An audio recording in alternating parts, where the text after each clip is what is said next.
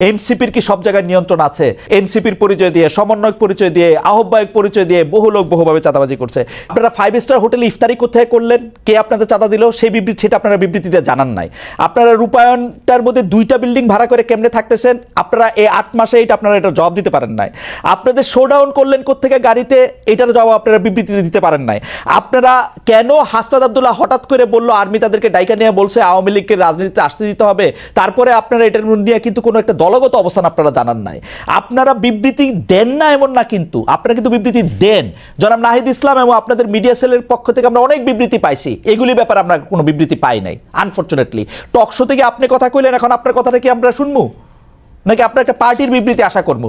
আপনি নতুন রাজনৈতিক বন্দোবস্তের কথা বলতেছেন, একটা নতুন আপনি আমাকে দেখাইতে পারবেন যে এনসিপির সাথে বিএনপির কি তফাৎ, এনসিপির সাথে জামায়াতের কি তফাৎ? কোন জায়গা দিয়ে আপনারা একটা তফাৎ করতেছেন আরেকটা জায়গা দিয়ে একটা নতুন বন্দোবস্ত আনছেন? একটা উদাহরণ দেখান একটা নতুন বন্দোবস্তের। আচ্ছা খালেদ ভাই, বিবৃতি দিয়েই যদি এসব অপসংস্কৃতি বা এসব ব্যাপার থেকে মুক্ত হওয়া যেত তাহলে বোধহয় বিবৃতি দেওয়া হতো। আমরা কোন কোন বিষয়ে বিবৃতি দিয়েছি আপনি নিশ্চয়ই সেটা যেহেতু খেয়াল করেছেন আপনি খেয়াল করে থাকবেন। এইসব ব্যাপারগুলা বিবৃতি দিয়ে দায়সারা ভাবে ফেরানো যাবে না, এগুলোকে জনগণের কাছে পরিষ্কার করতে হবে। এবং অর্থনৈতিক স্বচ্ছতা আমাদের রাজনৈতিক দল জন্ম নেয়ার আগে থেকে আমাদের অন্যতম প্রায়োরিটি। শুধু বাংলাদেশে কোনো রাজনৈতিক দলের এই গত 53 বছরের রাজনৈতিক সংস্কৃতিতে অর্থনৈতিক স্বচ্ছতা কখনো কোনো রাজনৈতিক দল দেখায় না। এবং আমরা জন্ম নেয়ার আগে থেকেই এই আলোচনা, আপনি যে 8 মাস বললেন, জন্ম নিয়েছে 1 মাস আগে, এর আগে থেকে আমরা যখন এই প্রক্রিয়ার মধ্যে ছিলাম এটা ছিল আমাদের অন্যতম প্রায়োরিটি। আপনার একটা জিনিস, একজন ব্যক্তি একটা রাজনৈতিক দলের 1-2 জন কিছু করবে, সেটাকে ডিফেন্ড করে একটা বিবৃতি দিয়ে কিন্তু ব্যাপারটা থেকে দায়সারা হওয়া যাবে না। বরং আমাদের হোমওয়ার্কটা হচ্ছে, আমাদের কর্মযজ্ঞটা হচ্ছে এই জিনিসটা কিভাবে স্বচ্ছভাবে মানুষের কাছে পরিষ্কার করা যায়, যাতে এটাই হচ্ছে আমাদের বিএনপি এবং জামাতের থেকে আমাদের পার্থক্য। বিএনপি এবং এই যেসব রাজনৈতিক দল স্টাবলিশ ছিল তারা কি শোডাউনের রাজনীতি করে নাই, তারা কি পেশি শক্তি দেখায় নাই, তারা কি আর্থিক প্রভাব প্রতিপত্তি দেখায় নাই বিভিন্ন চ্যানেল? এটা তো আপনি অনেক অভিজ্ঞ, আপনি অনেক বছরের আপনার অভিজ্ঞতার। আমি বলি আমাকে শেষ করতে দেন যে এখন এটা থেকে আমরা ডিফারেন্ট কিভাবে হব, যে এগুলোকে আমাদেরকে চেক করতে হবে। বিবৃতি দিয়ে কিন্তু এখান থেকে দায়সারা ভাবে আমরা মুক্তি পেতে পারবো না, এগুলোকে আমাদের অ্যাড্রেস করতে হবে, এগুলোকে ফ্লেক্সিবল করতে হবে কিভাবে জনগণের কাছে পৌঁছানো যায়। এবং এই ইফতারের কথা এবং রূপায়ণ টাওয়ারের অর্থের কথা আমরা বারবার বলেছি, সেটা টকশো অন্যতম মাধ্যম বাংলাদেশের। পরিষ্কার বিবৃতি দিতে কি অসুবিধা?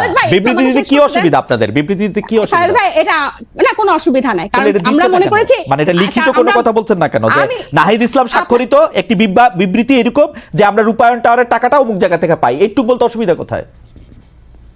আপনি কি মনে করেন যে বাংলাদেশের যে দমন পীড়নের কালচার এই বিগত দশকগুলাতে ছিল, আপনাদের টাকা দিলে তারা দমন পীড়নের সম্মুখীন হবে? আপনি আমাকে কথা শেষই করতে দিচ্ছেন না, পুরো সেন্টেন্সটা একটু শেষ করি।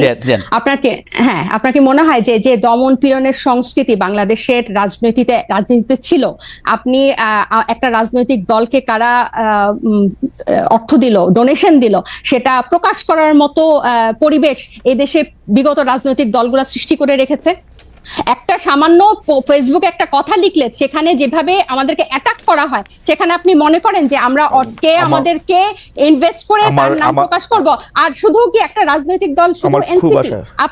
আমার খুব আশা যে আপনি আপনার কথা নিজেও শুনতে পাবেন এক সময়। আমার মনে হয় যে আপনি নিজেও হয়তো শুনবেন যে আপনি আসলে কি বলতেছেন। এইটা আমার একটা আশা। আপনি অন্যান্য রাজনৈতিক দলের যে মানে ডোনেশন, এটা কি এই মুহূর্তে আমরা বারবার বলতেছি যে আমরা যেভাবে ক্রাউড ফান্ডিং করব বা যেভাবে আমাদের ডোনেশন কালেক্ট করব, এটা স্পষ্ট একটা মাধ্যমে আমরা ট্রান্সপারেন্সির মাধ্যমে আপনি তো উন্নত দেশে থাকেন, ওখানে পলিটিক্যাল পার্টিগুলোতে কিভাবে মেইনটেইন হয়, সেখানে কিভাবে মেইনটেইন পরিষ্কার? আমরা কি এটা একটা অ্যাডপ্ট করতে পারি না? আপনি কি জানেন না যে জো বাইডেনের তখন পারবেন, এখন পারতেছেন না কেন? তখন পারবেন, এখন পারতেছেন না। মাত্র 1 মাস হয়েছে, শুরু থেকে এটা কইরা নিলেন না কেন? যেমন আমি পলিটিক্যাল পার্টি করলে আগে ঠিক করতাম যে তাজনুবা আমাকে 5 টাকা চাঁদা দিছে, সেটা আগে দেখাই দিতাম। এজন্য আপনি পলিটিক্যাল পার্টি করেন নাই, আমরা করেছি। আমাদের এই এবং আপনি বিএনপি আওয়ামী লীগের মতোই আরেকটা পলিটিক্যাল পার্টি করতেছেন। না, এটা আপনি এত তাড়াতাড়ি এক মাসে আপনি যে আমি এক মাসে talk show বুঝতে পারি। সেটাও বলে না, সবাই বলে যে morning show the, morning always not show the this. এবং আমি আপনাকে বলি যে আমরা জুলাই অগাস্টে গণ অভ্যুত্থান থেকে একটা রাজনৈতিক দল আসলো, এরপর জাতীয় নাগরিক কমিটি, এরপর হচ্ছে আমরা দল গঠনে কাজ দিলাম। এবং আমরা কিন্তু এখানে শুধু ছাত্রদের যে একটা অংশ তা না, এখানে কিন্তু সিভিল সোসাইটির একটা বড় অংশ কিন্তু এখানে যুক্ত হয়েছে। এবং আমি আপনার জ্ঞাতার্থে বলতে চাই, এই যে সিভিল সোসাইটির একটা বড় অংশ যে নাগরিক পার্টিতে যুক্ত হয়েছে, এখানে চিকিৎসক আছে, আইনজীবী আছে, ব্যবসায়ী আছে, এবং আমি একটু শেষ করি, এখানে কিন্তু প্রকৌশলী আছে, এখানে টিচার আছে, সাংবাদিক আছে, এবং তাদের একটা কিন্তু ফান্ড এখানে আছে। এবং একটা যখন কর্মসূচি হয় বা ইফতার হয়, এরকম একটা প্রোগ্রামে কিন্তু একটা বড় ডোনেশন বা আমাদের ওয়েলউইশাররা দিয়ে থাকেন। এখন এগুলো যে আমরা প্রকাশ করব, আমাদেরকে কিন্তু একটাই, বাংলাদেশের মতো অপসংস্কৃতির রাজনীতিতে জন্ম নিয়ে হুট করে যে আমরা এটা প্রকাশ করব, আপনি হয়তো এক মাসে পারতেন, আমরা এটা পারি নাই, এটা আমাদেরকে সময় নিয়ে। ডক্টর জাবিন, আমি একটু বলি, ডক্টর জাবিন ঘোষণা দিয়ে যেমন ধরা যায়, আমার কিন্তু বিশ্বাস যে ডক্টর তাজনুবা জাবিনও এটার মধ্যে চাঁদা দেন, কারণ ডক্টর তাজনুবা জাবিনের এই চাঁদা দেওয়ার ক্ষমতা আছে, সামর্থ্য আছে, এবং তিনি সেটি দেনও। এটা প্রকাশ করলে মানে আমি দলটা করতে পারবো, দলকে আমি চাঁদা দিচ্ছি এটাও বলতে পারবো না, মানে এটা কেমন কথা?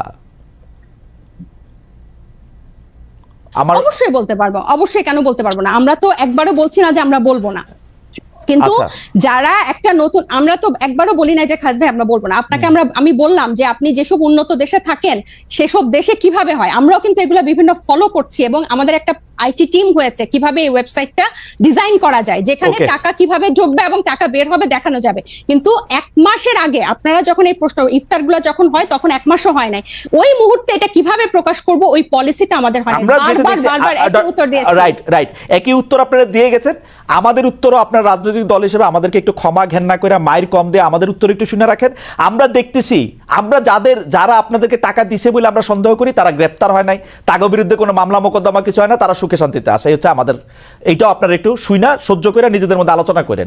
আমি একটু মনিয়াপার কাছে যাই। মনিয়াপা, আপনারা মানে আমরা এক মাসের কম, মানে এদেরকে শিশুর চেয়েও কম বলা যেতে পারে রাজনৈতিক দলের বয়স হিসাবে, এক মাস ইনফেন্সি, তাদেরকে যখন আমরা জিজ্ঞেস করি এই যে টাকা পয়সা কই পাইছো, ইফতার কেমনে করছো, আমি দেখতে পাই যে আপনারা খুব খুশি হন। কিন্তু আমরা যখন বলি জনাব তারেক রহমান লন্ডনে আসেন, তার ব্যয় কোথা থেকে নির্বাহ হইতেছে, গত 15 বছরে কোথা থেকে তিনি এই টাকা পাইছেন, আপনারা রাজনৈতিক দলগুলি কিভাবে ওপেনলি এই টাকাটা কিভাবে, মানে এনসিপি কিভাবে টাকাটা দেখাবে, এটা বিএনপি দেখাই দিবে তো যে ভাই এইভাবে টাকাটা দেখাবা তোমরা, এটা কি আপনারা দেখান কখনো কি আমরা এই কথা কইতে পারি যে গত 15 বছরে আপনি এটা দলটা কিভাবে চালাইছেন, আমরা কি এটা কইতে পারি?